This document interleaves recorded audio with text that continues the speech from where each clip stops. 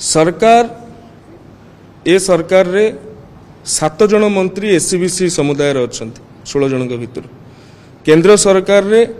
27 जन मंत्री एससीबीसी समुदाय अच्छा केंद्र मंत्री धर्मेंद्र प्रधान ठारू आरंभ करके अश्विनी वैष्णव पर्यंत उपमुख्यमंत्री प्रभाती परिड़ा पर्यंत जो सर्वोच्च स्थान मानकरे बा विमर्श करिवार निष्पत्ति नबार स्थान मानकरे एससीबीसी समुदाय को ही भारतीय जनता पार्टी प्रतिनिधित्व कराउछि। तेणु जहाँ भी निष्पत्ति आसो शिक्षा ठू आरंभ करिकी चाकरी पर्यंत ये एससीबीसी समुदाय सकारात्मक ढंग रे ही आसो। तेणु सरकार जो कैबिनेट मेमोरेंडम अच्छी ये हूँ एजुकेशनल शिक्षागत भाव में पछुआ किंतु दीर्घ दिन धरिकी मंडल कमिशन स्थापन है बेलू को एटा एजुकेशनल ही रही किंतु दीर्घ दिन धरिकी ताहा अनेक क्षेत्र में इकोनोमिकली भाव में व्यवहार करा जाउछि एवं वास्तव दृष्टि देखिए शिक्षा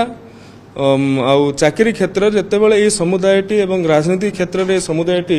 पछेकी रोचे से धीरे धीरे अर्थनैतिक क्षेत्र में पछुआ परिणत होइछि।